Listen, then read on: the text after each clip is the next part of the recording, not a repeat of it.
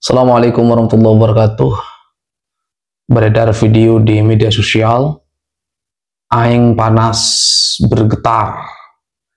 Informasi ini saya dapat dari salah satu teman saya berkaitan dengan ramai pembongkaran makam yang awalnya makam itu adalah pujuk aing panas, tetapi kemudian dihabibkan.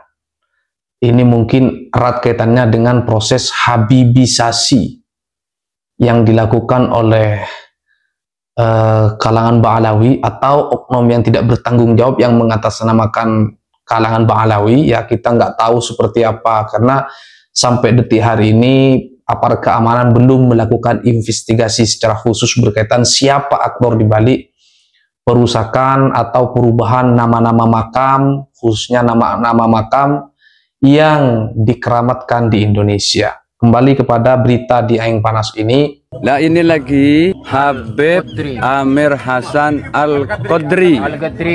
Padahal ini adalah makam leluhur masyarakat Aing Panas, tapi yang sudah dihabibkan. Ini namanya Habib Amir Hasan Al-Qadri. Ini siapa ini?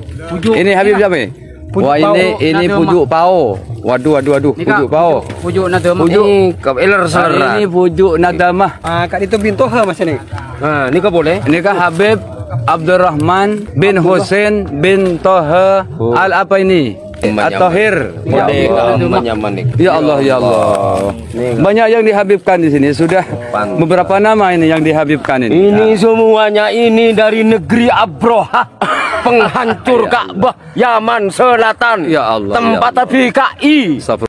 Video ini menggambarkan betapa pujuk Aing Panas atau nenek moyangnya warga Aing Panas ini dihabibkan, padahal rata-rata mereka ini ya penduduk lokal, apalagi Arab, di luar Jawa pun tidak, asli, pakai shot, asli orang Madura, yang kemudian itu dihabibkan, dikasih marga sesuai dengan marga mereka. Kita tahu bahwa marga Habib-Habib ini seperti Al-Habsyi, kemudian Al-Kaf, kemudian Al-Attos dan lain itu marga yang ada di Yaman. Di Indonesia juga banyak marga-marga, terutama di Sumatera Utara misalnya, di sana masih menempelkan marganya di akhir nama seseorang. Nah, saya sebenarnya turut prihatin melihat kejadian di Aing Panas ini, dan sebenarnya saya dapat video ini sudah agak lama ya, cuman karena rame isu pesantren kemarin, kita coba tunda perbincangan ini. Tetapi diskusi soal perubahan nama-nama makam ini menurut saya jangan sampai ditindih atau ditutupi oleh isu-isu pesantren. Isu-isu terkait dengan pesantren kita jalan terus. Ya, proses hukum mungkin sudah berjalan, protes dari sahabat-sahabat teman-teman santri masih saja ada di media sosial, dan ini juga penting. Tetapi berkaitan dengan perusakan sejarah nenek moyang bangsa Indonesia ini pun jangan dilupakan. Nah, hari ini dengan adanya isu pesantren nih, kelompok-kelompok ini lagi rajin nyerang pesantren, sehingga mungkin perhatian mereka teralihkan daripada isu pemalsuan nasab, isu pemalsuan kuburan dan lain-lain. Menurut saya ini boleh-boleh saja kita diskusikan, yang penting kita berdiskusi dengan kepala yang dingin, kita betul-betul meneliti, mencari, ya siapa tahu nenek moyangnya orang Aing Panas memang dari Arab, kan kita nggak pernah tahu. Nah, ini tugas kita sebagai rakyat Indonesia, bangsa Indonesia, khususnya kaum intelektual, untuk mempelajari, meneliti lebih lanjut kira-kira siapa sebenarnya nenek moyang orang Aing Panas tersebut. Aing Panas ini salah satu nama desa di Kabupaten Sumeneb, ujung Pulau Madura, Jawa Timur. Nah, di desa Aing Panas ini, setahu saya, karena saya juga dekat dengan desa tersebut, belum pernah mendengar cerita bahwa warga di situ ada keturunan Arab. Belum pernah mendengar.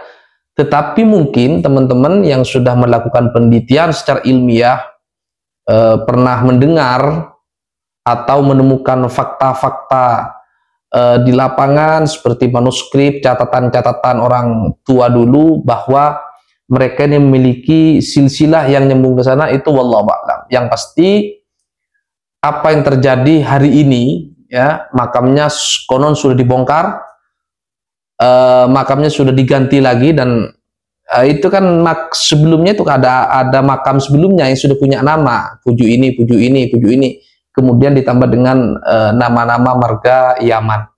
Maka dari itu saya berharap ya teman-teman, mungkin di sekitar rumah tiba-tiba makamnya berubah, yang awalnya nisannya biasa aja, kemudian tiba-tiba dibalut dengan kain putih atau kuning, kemudian ditambah nama yang awalnya bertuliskan menggunakan tulisan Latin atau tulisan Jawa, carakan, kemudian berganti dengan tulisan-tulisan Arab. Ini menurut saya penting untuk diteliti kembali, ya.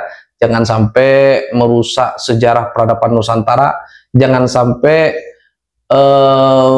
generasi muda bangsa Nusantara tersesatkan oleh agenda-agenda orang luar yang ingin merusak sejarah kita. Kenapa? Eksistensi sebuah bangsa salah satu di antaranya adalah kekuatan sejarahnya. Kenapa? Sejarah bisa merubah peradaban. Mudah-mudahan kasus di Aeng Panas ini menjadi perhatian kita semua, dan saya berharap ketika ada persoalan ini segera laporkan ke aparat kepolisian biar diciduk siapa yang memalsukan. Yang pertama. Yang kedua, segera lakukan penelitian. Sudah banyak mahasiswa di wilayah tersebut, ya, di kampung saya anak-anak sudah pinter-pinter tuh kuliah di universitas terkenal di Indonesia, sudah banyak.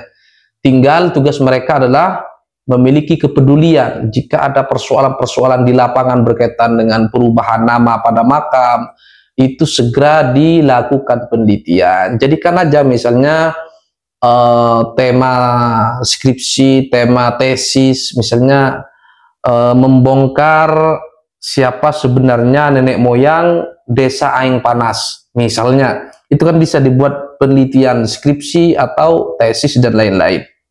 Nah, dan saya berharap masyarakat jangan mudah terprovokasi, ya, jangan mudah baper, jangan mudah marah-marah jika kemudian ada hal-hal yang menyinggung perasaan maupun kata-kata kotor yang merendahkan kita. Kita ini adalah manusia pribumi yang beradab, diajarkan akhlakul karimah.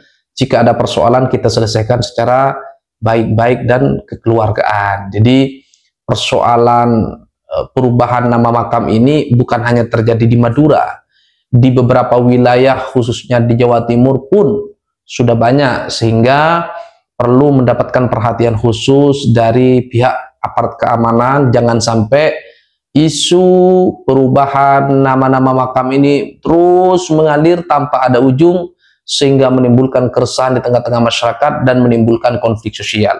Mudah-mudahan semuanya baik-baik saja, saudara-saudara kita kembali fokus bekerja.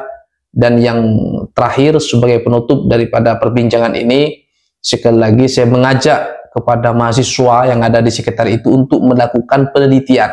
Siapa sebenarnya nenek moyang kalian, kemudian diputuskan, ditulis dalam sebuah hasil karya tulis ilmiah, agar masyarakat tidak lagi tersesatkan oleh oknum-oknum yang tidak bertanggung jawab. Jangan sampai makam-makam yang ada kemudian dihabibisasi.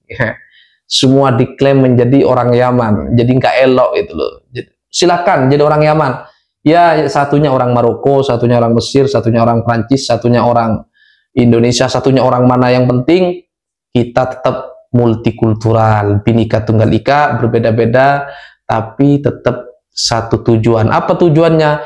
Membangun kesejahteraan masyarakat, membangun pendidikan, kemudian kita menjadi bangsa yang makmur, adil, sentosa. Hadanallahu wa iyyakum ajmain. Assalamualaikum, sampai jumpa.